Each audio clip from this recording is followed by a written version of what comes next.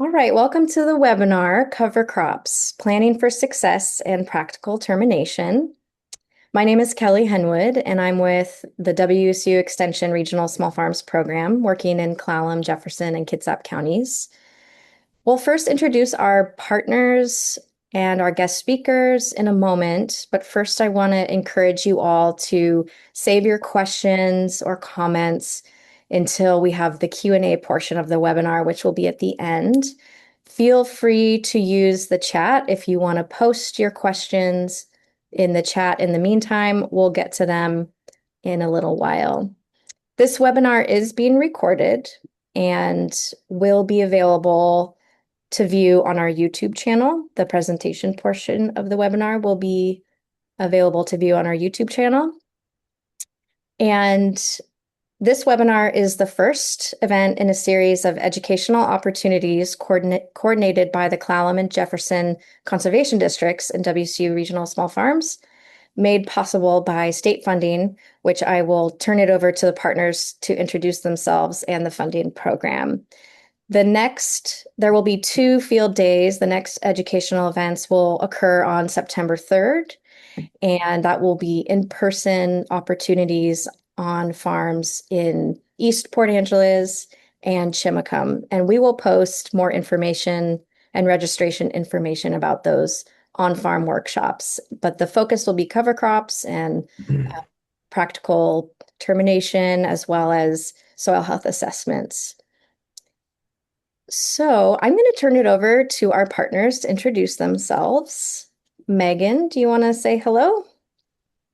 Sure. Hi, Megan Ademeyer, Conservation Planner with the Clallam Conservation District. And I've been with the district for about 22 years now. Wow. Okay. Thanks, Megan. Let's have Quentin. Yeah, hi everybody. My name is Quentin Norca. I'm a conservation technician with the Clallam Conservation District, and I have been with the district for less than 2 years. So there's a little bit of disparity between Megan and I's experience so far, but I'm catching up every day. To give you guys give you guys a little bit of background. So yeah, this program is going to be supported and it was funded through the Washington State Conservation Commission Sustainable Farms and Fields Grant. We're partnering ourselves, Jefferson County Conservation District, and of course, Washington State University Extension. This funding, what it is designed to do is helps expand farmer education on soil health practices and supports implementation of cover crops through Clallam and Jefferson County cover crop seed programs. We started this, I believe, in 2023, right, Megan? Yep, that's correct. And we've been doing it since. So the main part that we've gotten away from this is being able to host these workshops and being able to connect with farmers to get them cover crop seed, either free or at a great discount. We've seen a lot of success in this program. It's probably one of our most favorite programs amongst the farmers and collaborators here in Clallam County. Unfortunately, this program took a pretty big hit in legislation this last year, so we don't have as much funding as we have in the past, but we're making do with what we got. Thanks. Thanks, Quentin. Jillian.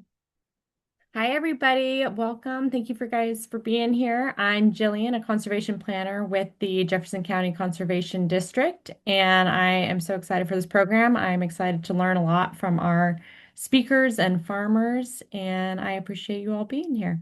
Thank you. Thanks, Jillian. And not to put you on the spot, Sierra, but I see you just joined. Would you like to come off camera and just introduce yourself and what organization you're with?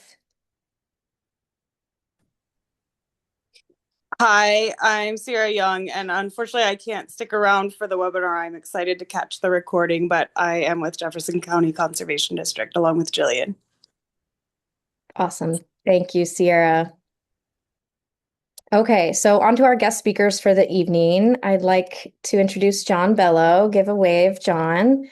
Owner and operator of SpringRain Farm and Orchards in Chimacum, Washington, an organic family farm using a diversified farming system that involves protein, vegetables, fruit, and pollinators to provide the most sustainable system possible.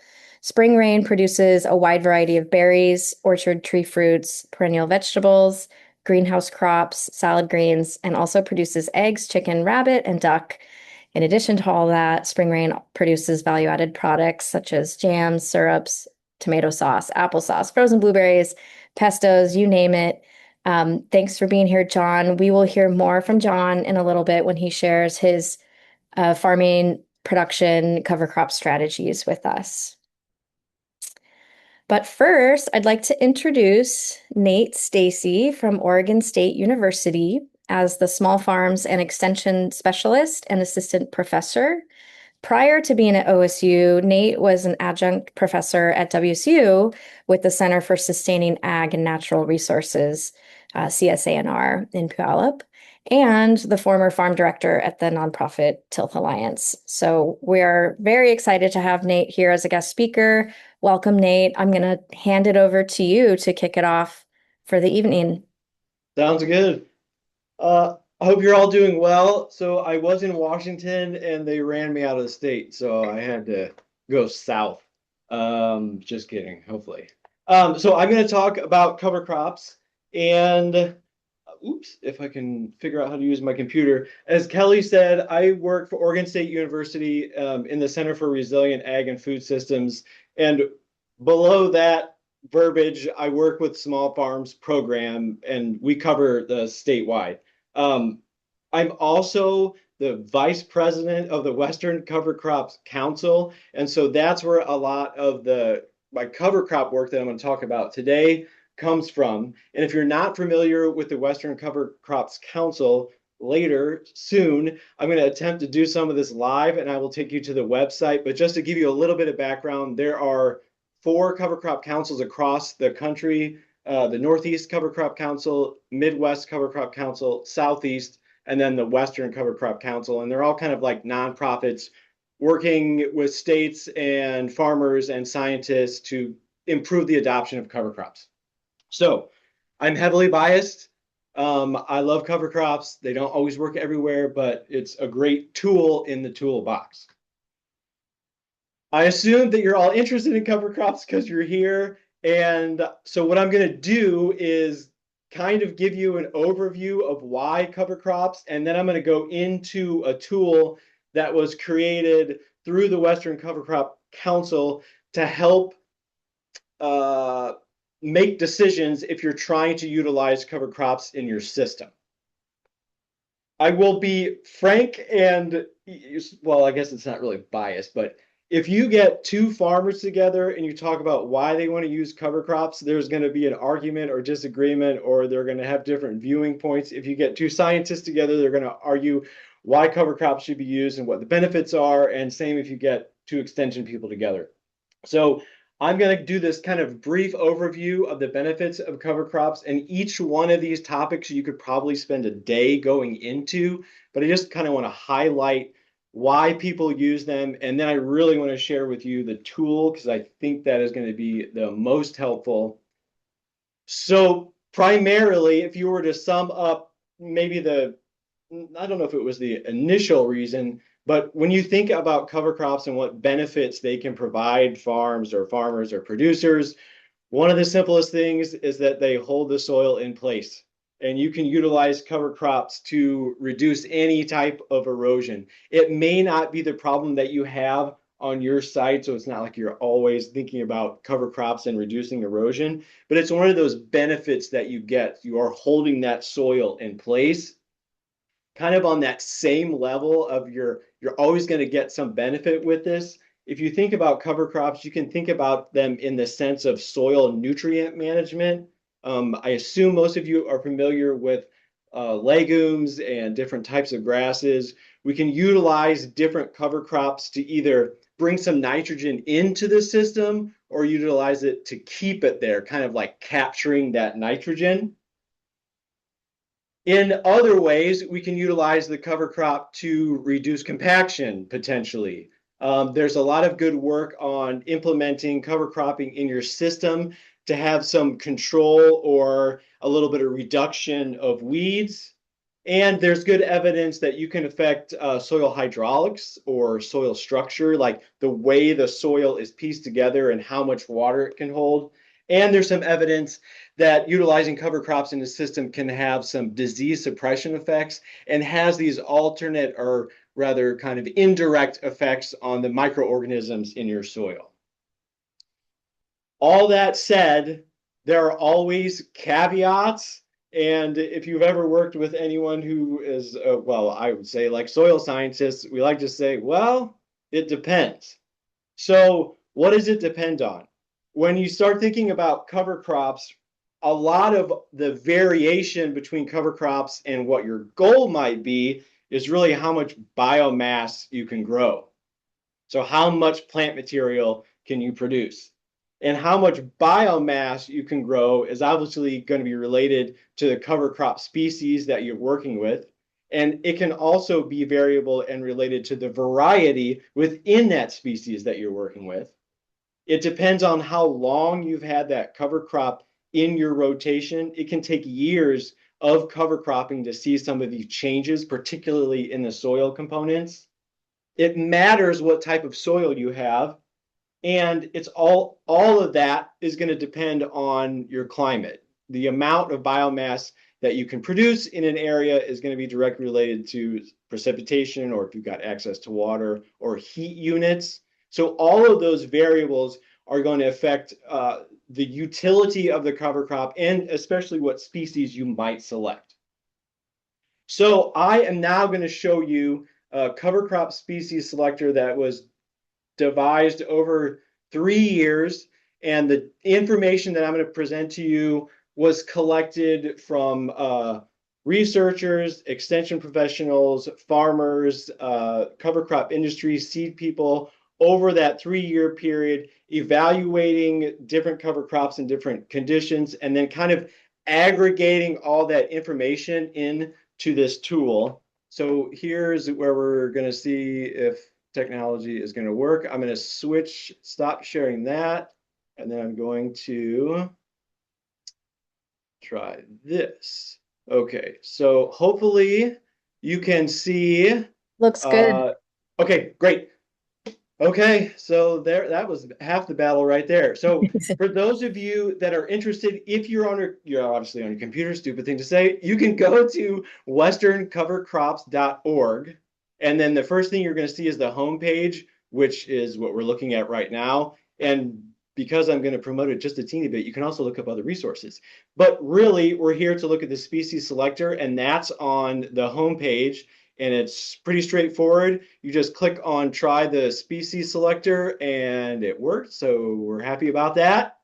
And you are then taken to the site that actually hosts the cover crop species selector. It's pretty straightforward. You can log into this and kind of keep track of the things that I'm going to show you here in a little bit, but you don't have to. So what you have to do, though, is select your state. So it's pretty straightforward. You can scroll through the selector there, or you can just select Washington. Since we're talking about Washington, we'll do that this way. If you see at the bottom of the screen there, you've got kind of 2 options on how to use the tool. Get a recommendation on the left-hand side, and then browse cover crops on the right. I'm going to show both of them. If you're looking just for information on cover crops that have been validated in your area, selecting your state, because the tool won't allow you to go further without selecting the state, and then browse cover crops is kind of like the easiest approach if you're not looking, you don't know maybe what you're looking for. So we've selected Washington, we go to browse cover crops, and it worked. So you get on that site a list of regionally calibrated and verified crops that perform well within that state. And we're going to get more specific to that, like region-wise. Each one of these cards is going to provide you with a wealth of information. And I'm going to scroll down on purpose. And I'm just scrolling through all the different cover crops that have been verified and validated in your area. And I'm going to pick hairy vetch because I like hairy vetch, but we had some questions about this earlier when we were chatting amongst ourselves. So what you get when you select that cover crop, hairy vetch, is a description of the crop. And this one I will just read. It says cool season climbing annual legume. Growth habit is sprawling and viney, yada, yada, yada. Generally, flowers are purple colored. Important cover crop that fits into many cropping systems can become a problematic weed when it reseeds. So you're going to get a very high level overview of that crop. Oftentimes you'll see on the right-hand side there, hopefully hopefully you can see that. Can you see that, Kelly? Could you just shake your head? The picture? Yeah. Can you see the Yes. picture? Okay. Yeah. Wasn't sure if that was popping up or not. Okay, so those will rotate through to give you some visuals of the cover crop itself. If you continue to scroll down, you're going to have so much information at your fingertips, you're not going to know what to do. But they are tabbed out or kind of delineated or separated by high level factors. So you can see here, I'm scrolling down and I've got basic agronomics, like it's telling you how much dry matter. It tells you the optimum growth temperature. It's going to tell you environmental tolerances, like it doesn't like flooding. It does well in low nitrogen situations. It doesn't like or does like salt. You can continue on down. We'll talk about goals here in a second. You're going to see information on growth. Does it quickly grow? Does it have deep roots? So way too much information. I encourage you to go to the tool and just start clicking around and finding where things are after I kind of go through this. And I say to people, I don't think you can break it, but I kind of hope you do because we have people to fix it. So you should just go in there and start clicking things. But you'll find really useful information like planting rates. If you also hover over some of this information, it describes what that means. So you don't have to go searching for like, what does base seeding rate actually mean? Most of this information just has a little pop-up to describe what it does. So it'll tell you how it performs in different soil conditions. It gives you termination information. It gives you a termination window. And then it describes like how it might become a weed. You'll see down here, hairy vetch, it says volunteer establishment, the risk of the previous cover crop, volunteering in a current cash crop. So it tells you everything, all the good, all the bad, just by selecting on that card. And each one of those cards will have that same level of detail. And if you log in, if you decide to create an account, you can add these to basically like a folder and go back and scan through them. So it's a ton of information. I encourage you really to go in, just start clicking around, look at things, find information, look to see where some of that information is that you might be interested. And if you're interested, create an account and you can start saving things. Okay, upper right-hand corner before I get way too ahead of myself is kind of like a internal directional. So you can restart and go back. That forces you to click or select the state again, or you can always go back. So now we're going to look at the get a recommendation piece, which takes a goal that you might have and then makes recommendation off that goal. And I'm at, okay, 620. Okay, so Washington, we're in Washington. We select get a recommendation. What's happening now is asking for your location because it's going to pull other information, soil information relative to your location. Just like any Google map or any map you've used, you can use the little hand here and scroll laboriously to where you are. So I don't recommend that. You could just type in your address, or if you're okay with it, the bottom right here will identify your location and we'll just kind of put the pin there. You can also, so I'm just going to zoom out and randomly pick somewhere just to show you this. If you've ever used a web soil survey, you can create just like polygons. It's pretty straightforward. If you've used that type of information or that type of system, then it assigns that marker to that soil. Okay, so I just randomly picked a location here. Again, upper right-hand corner, bottom, back, next, restart if you get sick of it and you want to start all over. So I'm just going to hit next. What happens, and I did this on so I'm on a Mac and I'm going to show you where there are some problems. You'll see. What it's doing is going out and getting Surgo data. If you're familiar with the web soil survey, it's getting that soil information, importing it into the tool, and you can see here soil, Nisqually, loam fine, sand. So it's telling you the soil series at that location, and it does some averaging. So you always want to go and be detailed and look it up, but it gives you a sense of what your soil properties are just by knowing that it's a loamy fine sand. Not on a Mac. And that's why it's still in where it's released, but there are things that we notice that we need to fix. You will see your first frost date, your last frost date, and then frost-free days. For some reason, the Apple has I think Safari has a problem there they're trying to fix. But you'll see precipitation, and then you'll see total precipitation. It's going to show you a drainage class that has been assigned to that soil series. But if you know information about your property, you can override that and just select it. And it asks you, you're overriding the, it's asking you, are you sure you want to do that? Okay. So again, next, back, restart. We're going to hit next. Here's the great part. So if you are interested in using cover crops for one of those goals that I mentioned, and I didn't even mention all the like 8 or 9 or 10 that are listed here, you can select those goals and the tool is going to filter the cover crops that are more appropriate for that goal. So closes canopy, forage harvest value, good grazing. You pick and assign what is the most important to you, and you can select up to 3 different goals by just clicking on them. And then if you unselect them, then you're deselecting that as a goal. And so if I pick nitrogen scavenging and I want it to close the canopy and I want good grazing. So I can go through here up to 3 of those goals, and what it's going to do is then pull that information and show you that kind of in a calendar view, and we'll get to that here in a second. So I'm just going to randomly pick, let's go with nitrogen fixation and closes canopy. It will ask you, you can move forward on this because it'll give you the option to add this later, but you can just pick a planting season, spring, summer, and fall. Will you irrigate, yes or no? So we'll just say yes.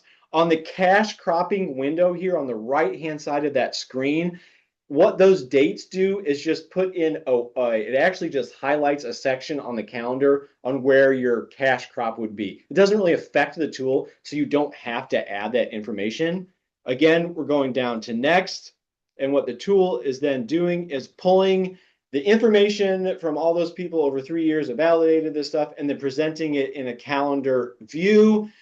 Left-hand side, there is a legend bottom where I just clicked, and this is showing you, so middle of your screen, you're seeing the crop name on the left-hand side. So like common vetch, it meets goal 1. The more bars are filled up, the better it does. It then shows you goal 2, which is closes canopy. So you can see that there are some of those crops that don't do as well as others, but it's just presenting the information. It shows you a calendar. And then as you, similarly to the 2 windows ago, as you scroll across, it's going to give you information based upon what that like kind of icon is, or more information on what that thing is. On the left-hand side, back to the legend, the green is telling you an irrigation planting window. So we can't be too detailed, remember, because I said we covered all the entire West, which includes Colorado, California, Washington, Hawaii. So there's kind of a broad range of when without specific dates, but it gives you a range of when that species does well. So you'll see like here, beginning of September through late October as an irrigation planting window for common vetch. If you had picked rain-fed, that'll be a different color. And then there's just different colors for different pieces of the legend. And like I said, if you put in the cash cropping window, it just shows like a pink bar over where you would be growing that cash crop. Okay, so again, you can hover over all of this information and find additional information. If you want to sort by goal 1, you just select goal 1 by clicking on it, and it's now sorting and ordering that by the best performer that meets what is goal 1? Nitrogen fixation in that area that we selected. And then if you want to sort by goal 2, you just select that as well. So you can see you've got a calendar running January to December showing you planting dates. And then if you click on this, again, that goes back to that sheet, and this might be the thing that does not work right now, just because I've got too many things going, but it'll take you back to that card that we showed in the beginning and give you that same information. Okay, the other powerful thing about the tool is that you can filter. So left-hand side here, I'm closing the legend section and I'm looking at filters. You can filter by those same kind of variables that I spoke about earlier that are on that card. So if you were looking for something that does well with aerial seeding methods, you could select that and it's going to show you that somewhere someone has said, this did really well with broadcasting without incorporation, or it did excellent with drilled. And it will filter the ones that have been selected to kind of like more fine grained management, I guess is a good way to describe that. And you can add those additional filters. This is where I like to remind people to go in there and, like I mentioned before, just start clicking stuff and see how the tool behaves. You can always go back up and edit your goals in this goal section, so it kind of gives you a little bit of flexibility. And then what I want to show you is that on the right-hand side of this screen, you'll see a My Crops. And what this does, and I think it'll allow you to do it even though I haven't logged in, but if you don't log in, it won't keep that information, it won't save it. But essentially you're adding, so I added My Crops and fava beans. Maybe I'm just looking through this and I want to come back to this in a month.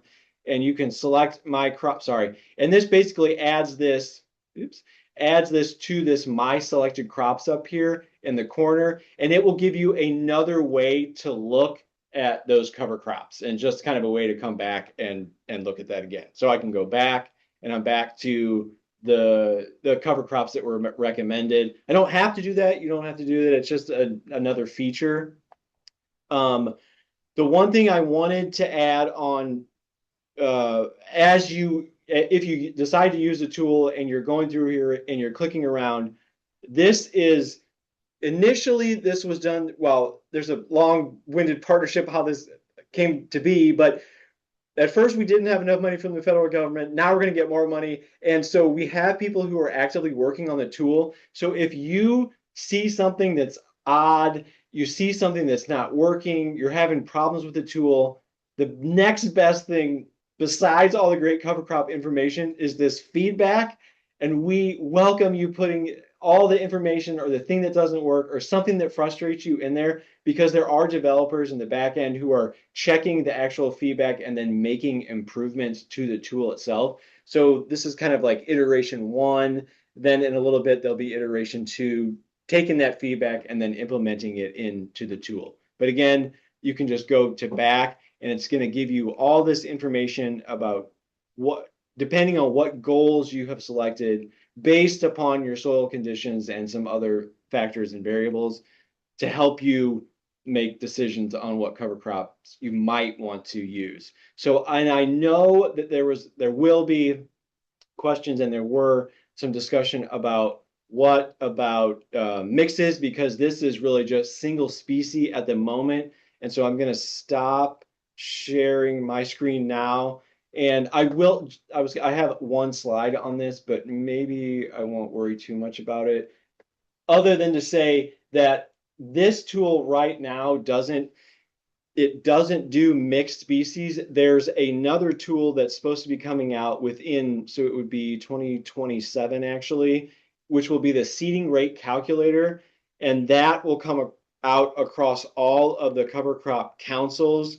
So all across the country, including the Western region. I think that's 2027. And that tool, which will link from the Western Cover Crops Council, will allow you to do species selections and mix ratios and different seeding methods. So it's going to take the information that's been gathered here and get a little bit more detailed and a little bit more fine grained. And it's going to have a little bit more like management impact, like how many pounds and I want to do this. But that information won't come out until I think 2027 for mixed species. But that's what I have. It's pretty straightforward. I really just encourage you all to go to the tool, start clicking around, write the feedback. Where can we make improvements? Where do you need more information? And I'm going to stop talking because that's about 20 minutes and turn it over to John because he's going to have more practical information for you. Awesome. Actually, before we go to you, John, I feel like this is maybe a good chance for people to ask any specific questions about this tool. only because I myself had a few questions, and maybe we can have time for one or two questions. Sure, absolutely. Can I kick it off with, Of is it course. is any of this information downloadable after you create, a shopping list of seeding rates and cover crop selectors? Is any of that data downloadable? Kelly, that's a great question. And I honestly, that is a great question. I have not tried to download it. Let me see if that is a great question. I don't know the answer because That's I've never okay. tried to download it. But if you create the account, I think there might be an export, like a CSV or something, an Excel file. But if there's not, that's something that I will bring up with the developers. That's a great question because I'm usually on the other end of it and I have not logged in. Yeah, no problem there. Is there any questions that folks have you can put in the chat or unmute and ask or raise your hand? I could log in.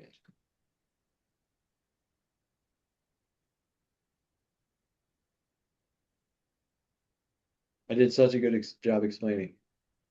T raised their hand. You can unmute yourself. Can you hear me okay?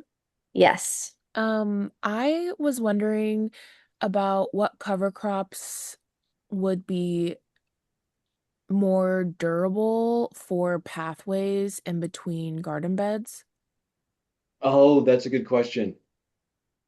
You could probably go back to the goals and that's a good question. Let's see.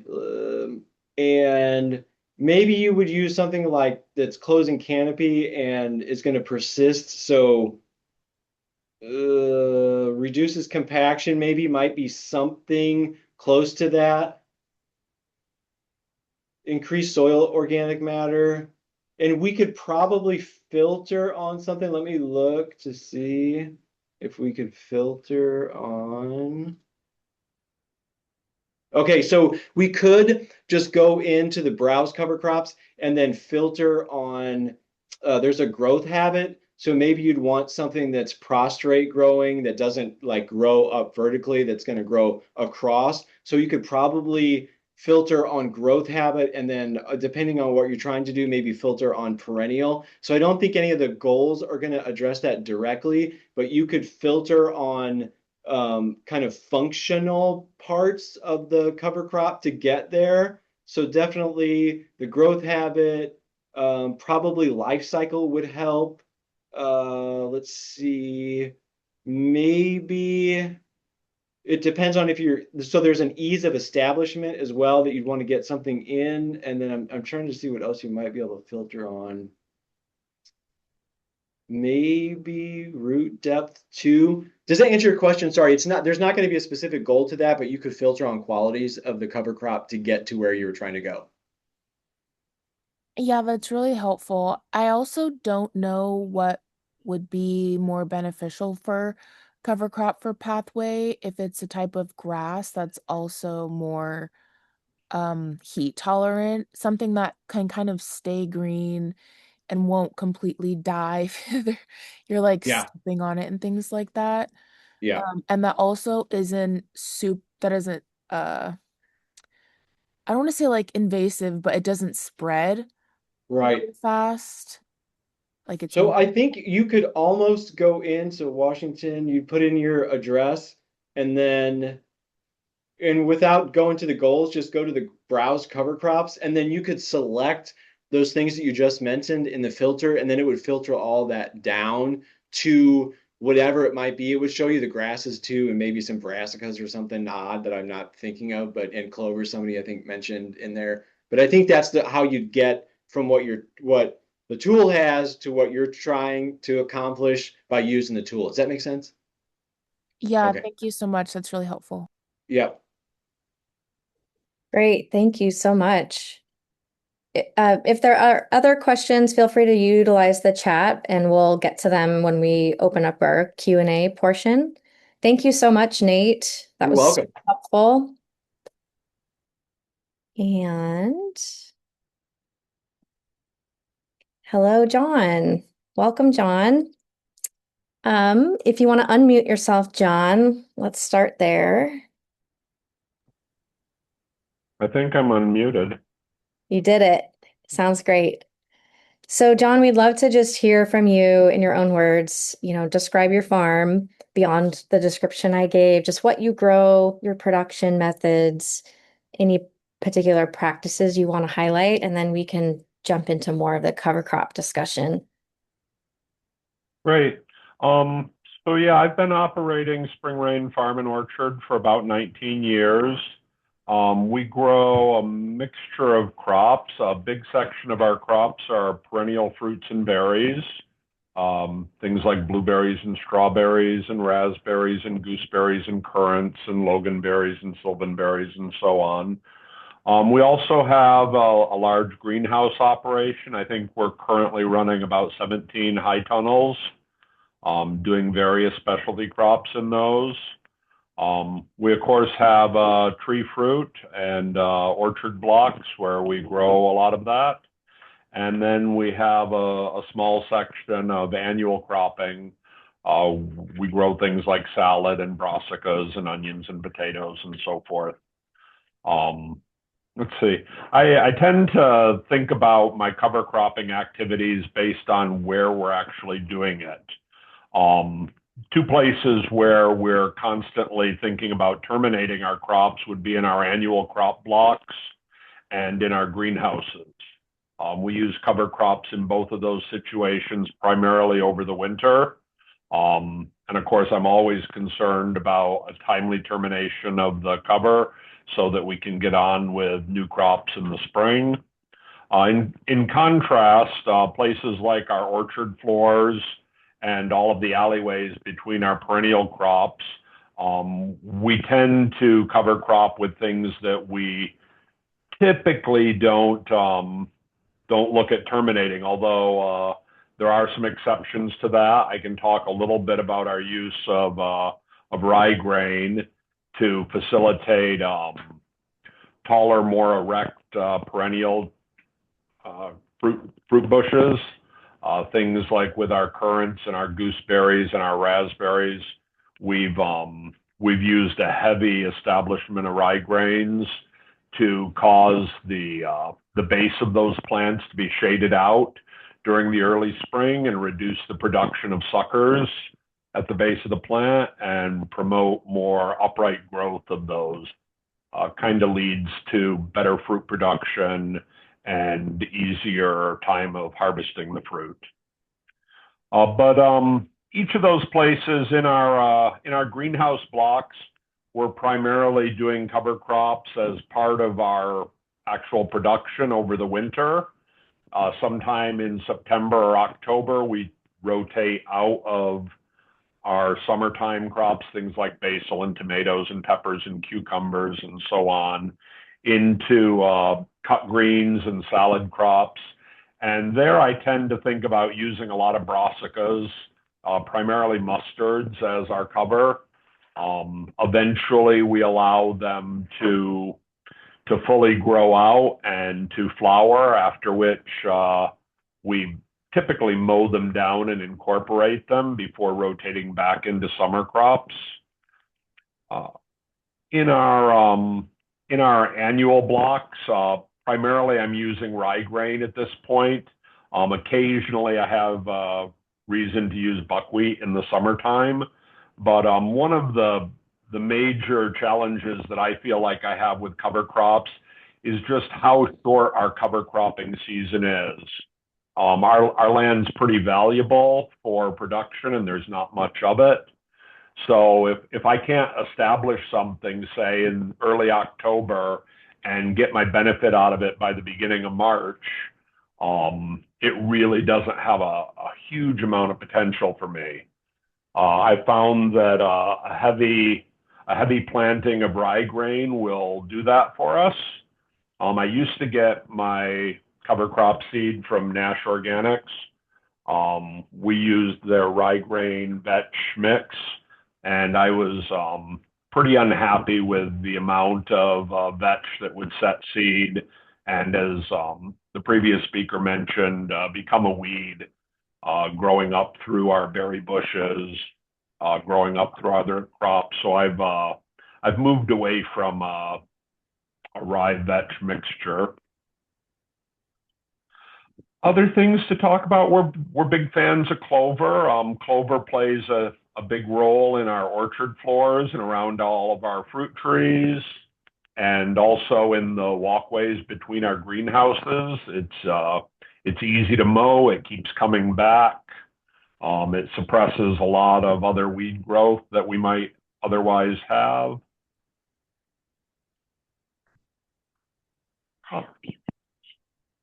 But yeah, I probably wanted to mention we think that we get some nice biofumigation from all of the mustards that we incorporate into our soil, in addition to sustaining our organic matter.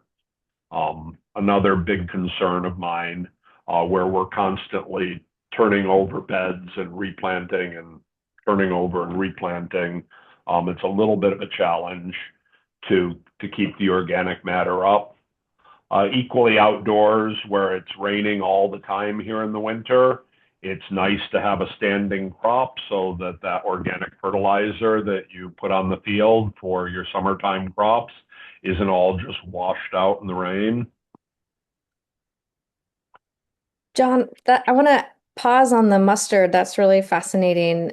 You said biofumigation. Is that for killing weeds or IPM uses? Pests and diseases. Can you speak a little more about that? Probably not in an authoritative fashion. Simply that the various mustards that we use tend to have some biocontrols, mostly against pests and diseases. I'm not sure that there's any effect at all on weeds. In that sense, we've actually gone to a steamer approach for weed control. We steam our soil to eliminate the lion's share of any weed seed bank that we have. That seems to be the most effective approach and doesn't have much to do with the cover cropping. Mm-hmm. This is all really great and fascinating, John. Let's see, I'm looking at my questions for you, and you talked a lot about, what purposes you use cover crops for. Can you talk a little bit about just the longevity of using cover crops over the number of years you've been at your farm, and what kind of changes have you noticed in your soil health regimen? Oh, have we been doing things what to say? We've seen the addition of I'll simply call it topsoil. Places on the farm where we started out 18, 19 years ago, we really didn't have much organic matter, or what I would really refer to as nice soil. A lot of our farm was kind of compact glacial till, sandy gravel with little lenses of clay here and there. We've been successful in adding a layer of organic matter in places now, and a lot of those areas are much more lush. We pull soil tests about every other year on places, and what to say other than our nutrient levels are satisfactory in all of the places that we grow. And at this point, we primarily fertilize simply to maintain the nutrients that are going to be removed by the harvested crop. How much of that is directly due to our cover cropping regimens, I'm not willing to or able to say. Mm-hmm. But I feel like we've done a good job. Some things continue to be horrible problems. I have a running buttercup all over the farm, and no amount of cover cropping has slowed that down.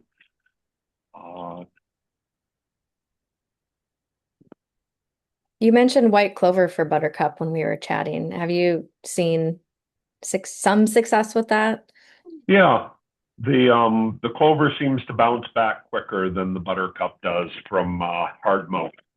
Mm. And that's what I'm doing with it. We broadcast clover. I haven't needed to reseed clover in very many spots. Occasionally I see I have fruit trees where I don't have good clover underneath the canopy, and sometimes we'll go around and give a little dose to those trees to boost what's going on. But hard mowing, the clover seems to come back. But honestly, the buttercup has never completely gone away. Mm-hmm. It's also not dominating the clover in any sense. So I mentioned I've had really good success using heavy establishment of the rye grain again. It's useful in the sense that where I use it in alleyways between our fruit crops, we can leave it there for a lot longer. There's no need for me to terminate a rye grain crop, say in a current planting, until sometime in June, and that'll get a 5-foot stand of dense rye that tends to shade out. It gives an awful lot of shade on the buttercup, and as I mentioned before, it gives a lot of shade to the base of some of our fruit plants. Reduces our pruning costs and the time that we have to spend pruning. And as I mentioned before, it helps us establish more tree-like, more upright growth in some of those fruits, which is important to us. We're chasing after a fairly high quality fruit and fairly efficient picking regimens. That's so great. Thanks for sharing that, John. Let's talk a little bit about your equipment that you use for cover cropping. Could you share a little bit more about how you establish cover crops or seed cover crops, and then talk a little bit about how you terminate cover crops? We primarily do our cover crop. Well, we put down stuff with a drop spreader. I have what is it? Is it 4.5 feet wide? Holds about a 5-gallon bucket worth of seed, and it's a real simple device. It has a rotating agitator in the bottom and a little slot for the seed to come out. And as you push it along a bed, it dumps, depending on how wide you open the seed delivery slot, it delivers varying amounts of seed to the bed as you walk across it. And that's been fairly effective with the rye grain. For that matter, when I've used things like soil builder mix and things like that, it's worked well with that. You simply have to make sure that the slot's going to be open enough for things like the winter peas or the field peas to get through at the same rate as other things. We also use handheld or towed behind broadcast spreaders. Frankly, I'm a big fan of the little hand cranked broadcast spreaders. They allow you to essentially aim where the seed's going. So if I have a new planting of, I don't know, some berry crop that I've put in, a couple rows of new berries, I can go along and aim my clover seed to just hit a 2.5 wide strip around the base of those berries. And I don't necessarily have to put the clover all the way across the alleyway between the plants if I don't want to. Have we used other things? Yeah, I've got a Jang seeder. More familiar for putting down vegetables, but That's actually what we use for the brassicas that we put down in the greenhouses. It drops seed fairly singulated at about a half an inch apart, and puts down a nice carpet of mustards that then come up. The canopy closes. It does pretty well at blocking out our native winter weeds like the chickweed and the dead nettle and stuff like that are overwintering favorites around here. You can, if you do it at the right time, you can get good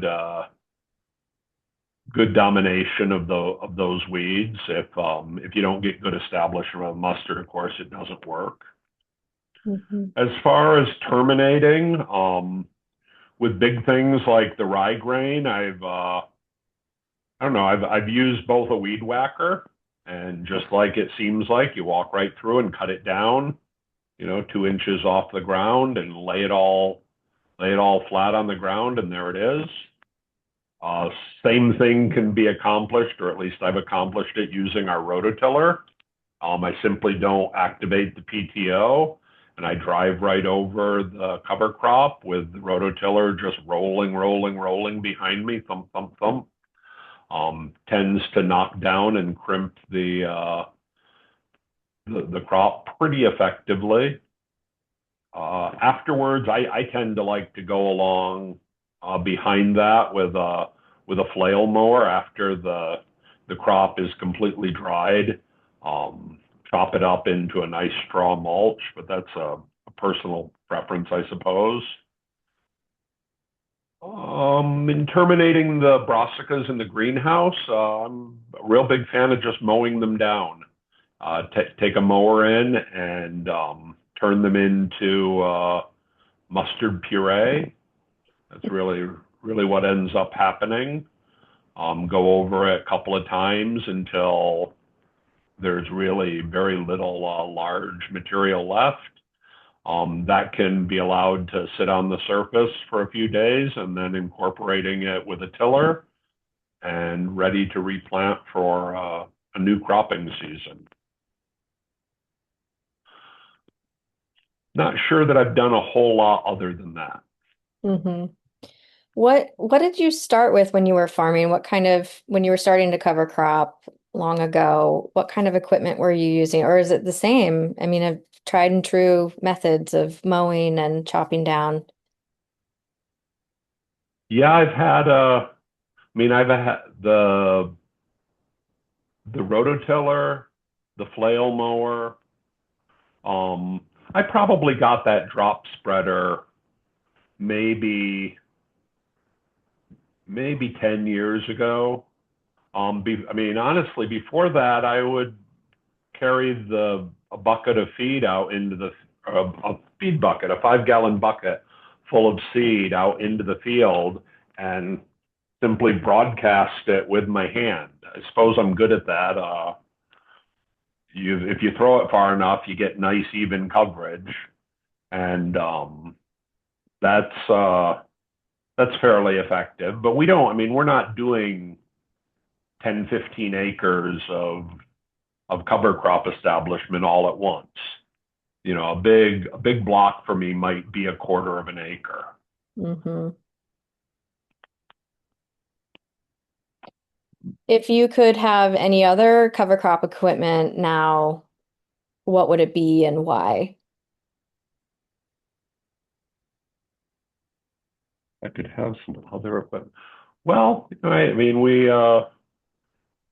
we were looking at a roller crimper. The rototiller method that I talked about is reasonably effective, but the teeth on the tiller are not sharp, and the tiller is not as heavy as it could be. I guess I could get people to sit on it and ride it, but it doesn't quite do the damage to the stems that you'd like it to do. Something with a little bit sharper of an edge and a little bit more weight would probably be more effective. I've I've had times when that cover crop that I've laid down hasn't really terminated itself and it's continued to stay green, laying there on the ground. Yeah, how have you troubleshooted that in the moment? Mow it. Just keep mowing. Mhm. Well, yeah, by that time, you're either going to till it in or keep mowing it down until it's dead. Mhm. Nate, Nate put a picture of a roller crimper in the chat if folks want to see a visual of what that looks like and what it does. I'm not sure if the webinar recording will pick that up, but certainly can look into roller crimper.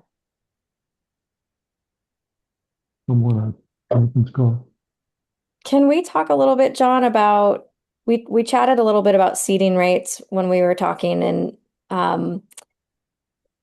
some people use an exact measurement, others don't. And what was interesting that came up, and there's some questions in the chat that's discussing a little bit about no-till and getting establishment. But can you talk a little bit about seeding into bare soil versus some of your existing vegetation? You have quite a bit of diversified systems on your farm. Have you had any success with that? And can you talk about that a little bit more? Sure, I've done both things, and I feel like with the cover crops that I've used, and I'll speak primarily to like the rye grain. It's one of the ones that I'm using consistently year in, year out. I've had equally good success with dropping it on just heavily mowed vegetation. Typical weedy pasture grasses, various weeds. I mow that as short as can be in the fall and run the drop spreader over it. And the rye grain tends to establish and grow. And a lot of that weed material that's been mowed is, in my opinion, are like summertime weeds. They don't really have the muscle to regrow vigorously from being mowed so hard in the late summer, early fall, and things that are more suited to growing over the winter tend to get established. But we've also established the rye grain into newly tilled beds. I'll have a crop that we've terminated. I don't know what this, say a squash field, some winter squash. We've taken all the squash out, and I go over the top of it and turn all those vines in. And then I got bare soil, and we run the rye grain over the top of that. And again, we're not incorporating it. We're simply dropping it on the surface. And as I mentioned to you that when we were talking about this, I'm more like the appearance of the seed on the soil. A seed every 3/4 of an inch or something looks good to me. But I'm probably, if someone were to evaluate, it'd turn out that I'm probably seeding at fairly high rates compared to what's recommended, say, in the tool or in the literature. But I get decent results with it. Mm-hmm. Other things, the use of the spreader, the little hand crank spreader. I mentioned you can see the fan of the seed coming off there as you walk along. And I'm usually more concerned about walking at a steady pace and turning the crank at an even speed so that I don't get big gaps or variations in the amount of seed that we put down. The actual amount of seed is not something that I'm paying a lot of attention to. I walk through at a nice solid pace, turning the crank evenly and watching my fan lay the seed down. And when I run out of seed in the thing, I refill. Mm-hmm. Yeah, you have an eye for it these days now. It, I'm not sure. I mean, there's the obvious question of whether or not you're wasting seed and wasting money by doing it that way, but I'm not aware of any other negative effects of, you know, if you go to the upper range of your seeding levels. I'm not sure that there's a real downside to it. Mhm. The the brassica, when we're using things in the greenhouses like the Tokyo Bakahana or southern curl mustards or stuff, I mean, I like them to come up like a carpet. Mhm. I don't want any gaps between the plants. That's where chickweed grows. John, is there anything else you want to highlight about your farm or your methods before we bring Nate back and open it up for Q&A with you both? No, nothing leaps to mind. Um, we've no, I think I've mentioned all of the things. I'd rather just respond to questions that people might have. That sounds great. Well, let's move into our Q&A portion of the webinar.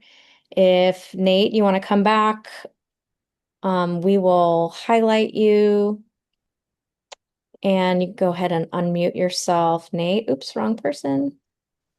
There we go. I There was you are. having my own technical brain difficulties there. That's okay. So let's open up the chat or let's open up the Q&A session. Feel free to use the chat. There's already a few questions that I'll ask, and I may ask some of the question askers if you wanted to come unmute and, elaborate on your question. Or you could raise your hand and we can call on you, or you could just unmute yourself. So Nate, before we open it up for questions, did you want to mention any notes about the roller crimper that came Oh up? yeah, they're great. It's a great tool, and I put a picture in there, and if you just search roller crimper, you can see what they are. If you're going to roller crimp, and I say this as someone who worked with those of you who know Doug Collins and are going to go to the in-person, I'm sure he will talk about termination methods. Did a lot of work with roller crimping, and you have to be very careful to make sure you kill your cover crop, or it will come back. And there are guides and that you can search for online, and you can talk to other farmers about when to kill certain cover crops. And it kind of relates to someone's question about, where did it go? I saw it in here, about no-till, how that works. So you would just end up using the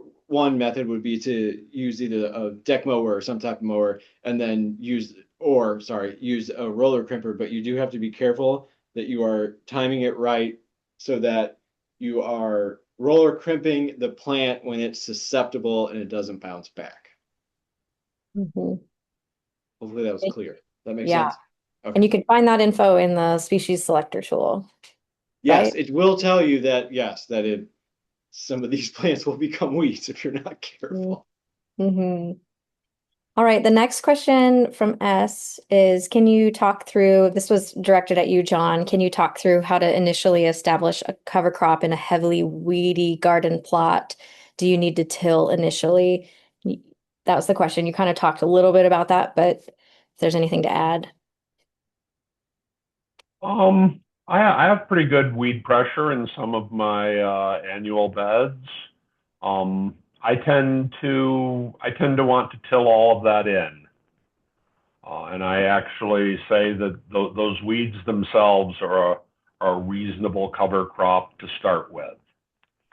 They're not the best one that you could have, but I terminate that heavy weeding or the heavy weed growth by turning it in and then cover cropping over the top of it. Would I ever leave it there? No, I'd probably always choose to cultivate all of that weed growth, take advantage of the organic matter that it's going to add to my soil. Hopefully you can get out there and incorporate it before it sets viable seed. I mean, that's always a goal of mine. I'm not as concerned that there are weeds growing until they've finished flowering and are on the cusp of setting viable seed that's going to add to my weed bank. At that point, I've add priority to killing them dead. That's great. I suppose, I mean, after you've killed all of those weeds, then you're free to establish what cover crop you think is going to serve you best, I suppose. I certainly would. I don't believe that it would be an effective strategy to establish a cover crop just into those weeds for the clear reason that, yeah, they're going to produce their seed and the seed's going to drop, and eventually your cover crop's not going to be there and the weeds are going to return. Mm-hmm.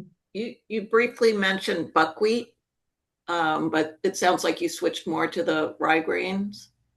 Yeah. Talk about buckwheat and why you made that choice. It never provided very much canopy cover.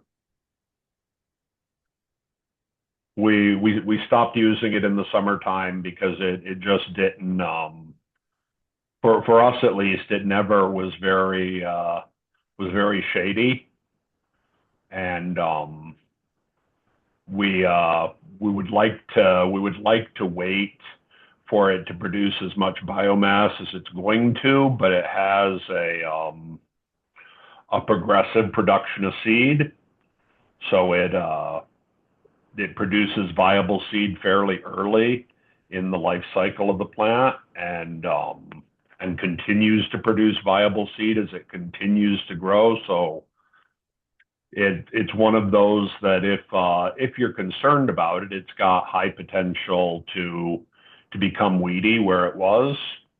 That early produced seed's going to drop on the ground and return later on.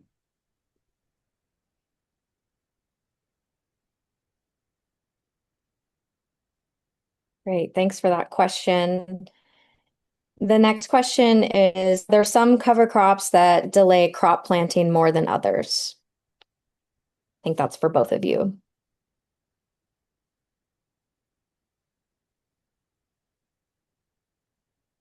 Well, I'm frustrated with all of the cover crops that have been available to me. Like I said, I like to get started in late February, early March. I mean, we live on the west side of Washington in the Pacific Northwest. It's a temperate climate here, and there's lots of things that can get going in February and March outdoors, and there aren't really very many cover crops that will do a whole lot between October and March.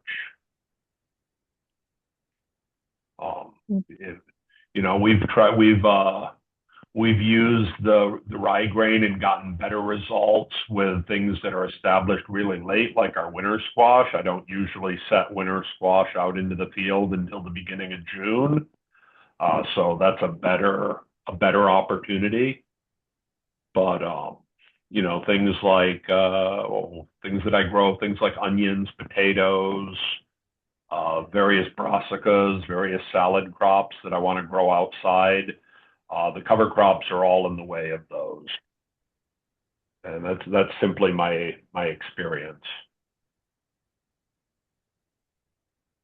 That's great. Nate, did you want to add anything to that? Well, I guess it depends a little bit on what you're growing and what your system is, but I think down here, in general, so if someone's tilling and you're working with like a vegetable coming out of a cover crop, I think the recommendation is to wait 3 to 6 weeks before. So after you've terminated and tilled or whatever you've done, wait 3 to 6 weeks to get some of that biomass to decompose before you plant into it. And that's probably going to be different. We're probably 10 degrees warmer than you all are on well, probably even more so than where you're at on the peninsula. But I think that kind of that's not exactly answering the question, but sort of like there's that 3 to 6 week window post termination before you seed into it that is sort of kind of a consideration, maybe is a good way to put it. Mhm. Did that answer your question to the person who posed that question? Feel free to unmute and elaborate if you'd like, but Yes, it answered my question. Thank you. great. All right, the next question. Someone was asking here about the clover into the orchards, and the answer is simply yes. We mow and then we broadcast. Haven't had any problems with it at all. That's great. And just for the recording, the question was if John seeds clover in his orchards on top of established grass, or is he tilling the grass first? So wonderful. Are there other questions?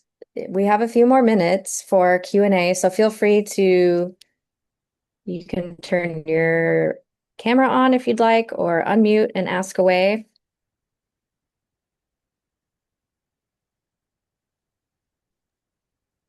I was going to ask about using comfrey around like fruit trees specifically and other crops like that.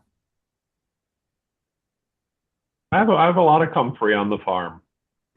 Some of it not by choice, but we have in fact have established that, and we have a program of growing and cutting and growing and cutting, and we either throw it just down at the base of our fruit trees.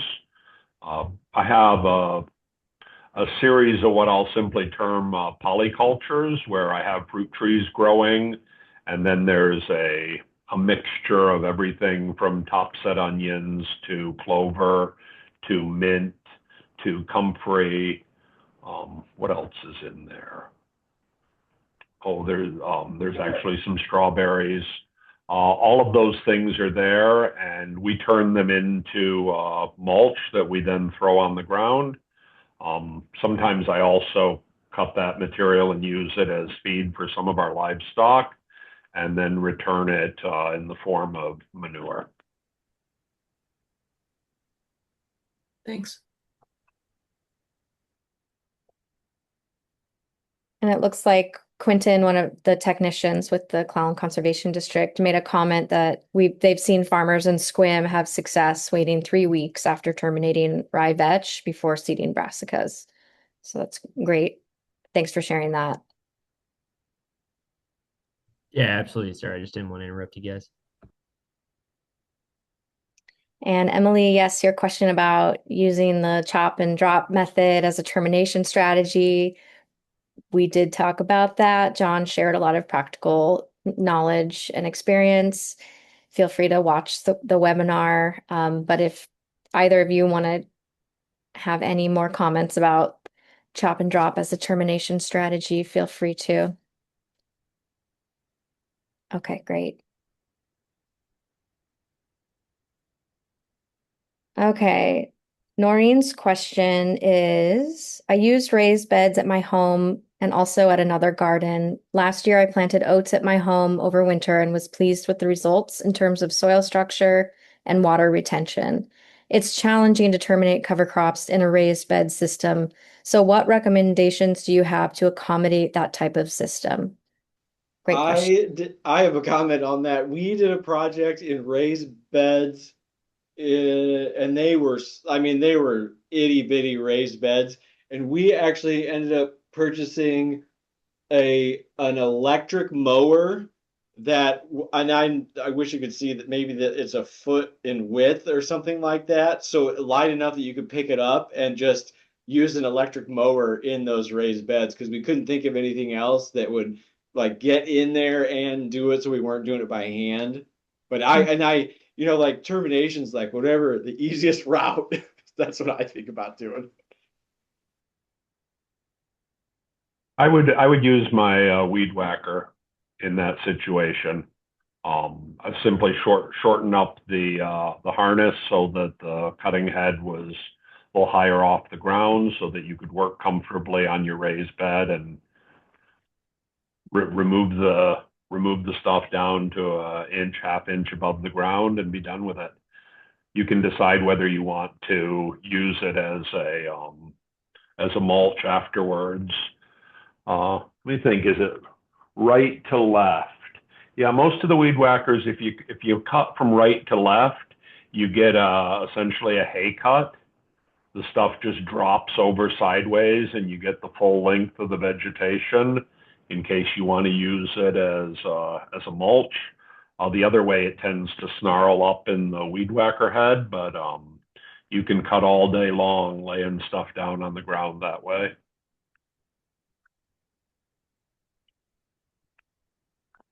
That's awesome. Thank you. Okay, I'm just gonna put the word out one more time. Last call for questions before we wrap up for the evening. We have some more business about seed ordering and other items. So feel free to unmute or raise your hand.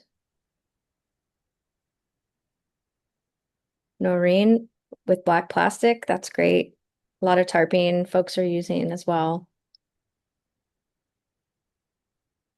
Okay. Thank you so much to John and to Nate for being here tonight. Super grateful for your expertise and experience. And thank you so much. All right, so I am going to ask our partners to come back on video and talk a little bit about what's next. So after this webinar, yes, this will be recorded and uploaded on our YouTube channel, which we will email everyone who registered.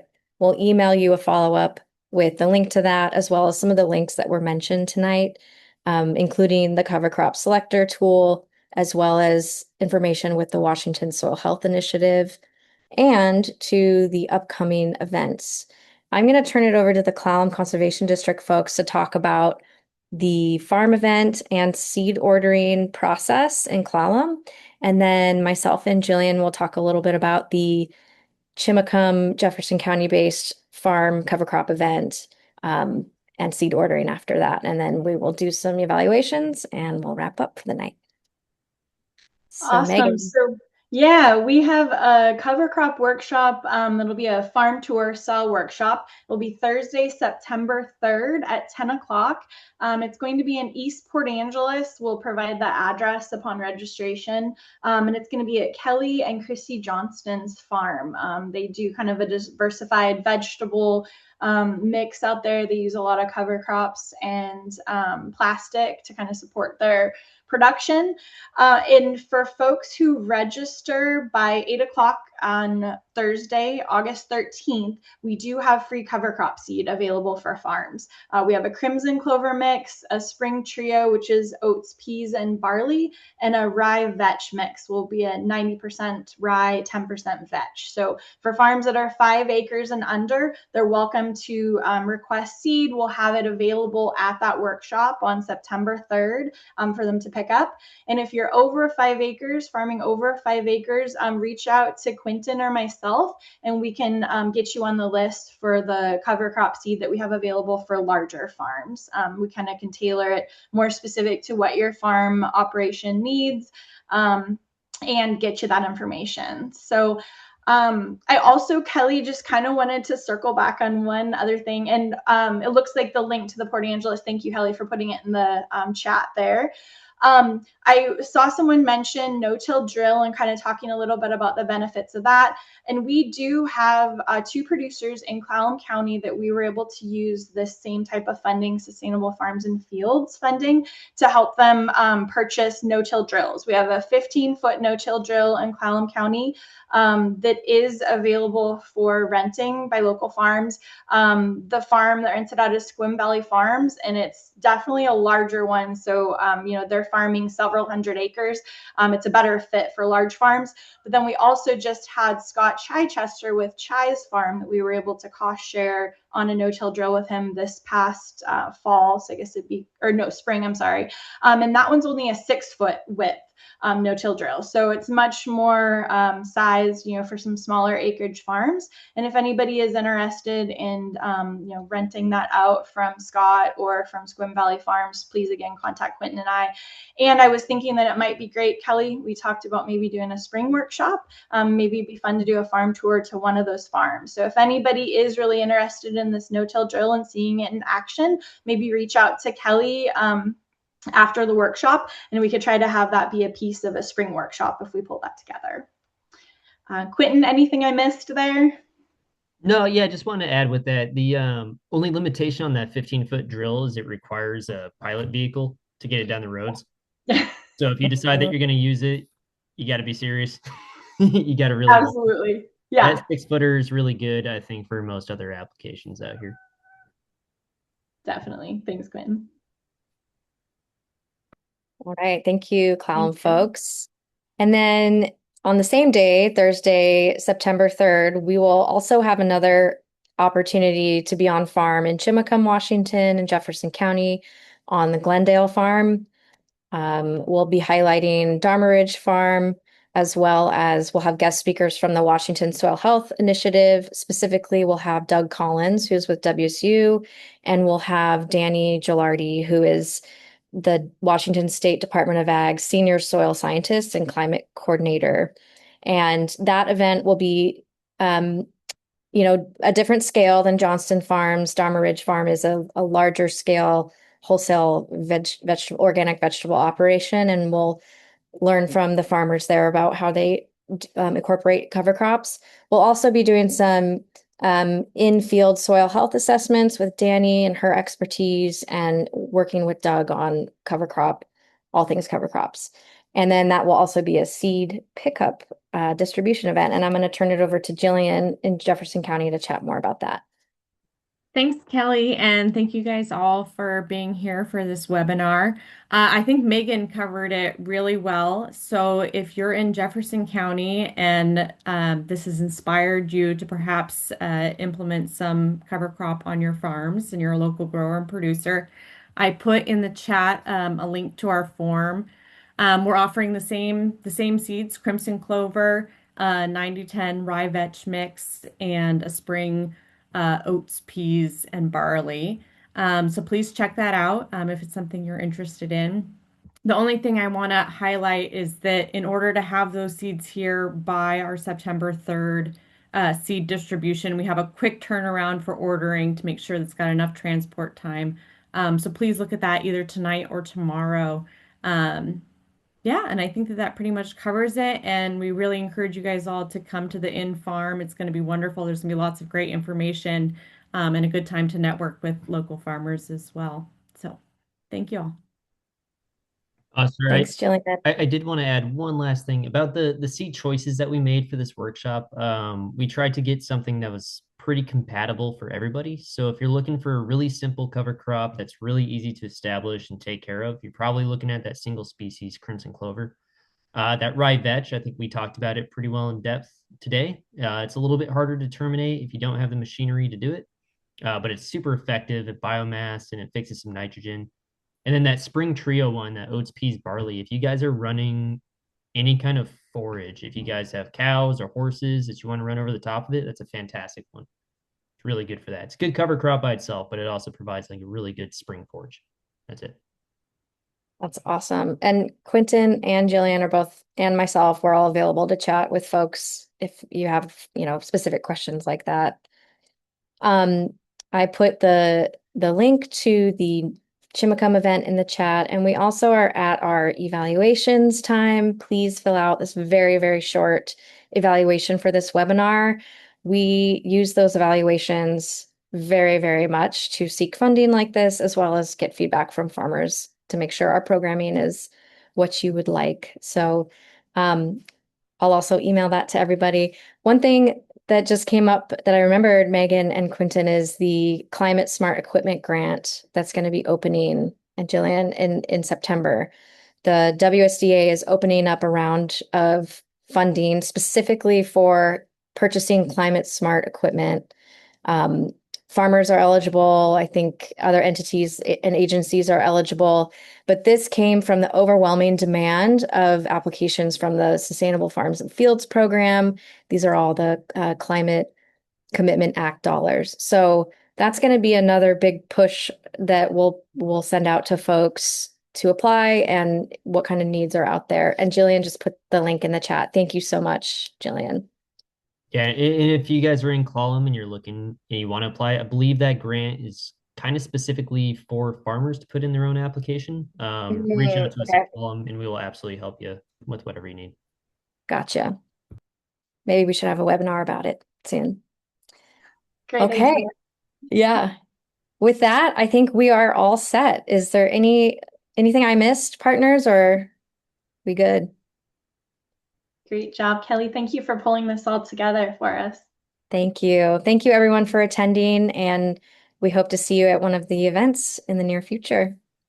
Have a good night. Thanks. Yes, Thanks, thanks, everybody. everybody.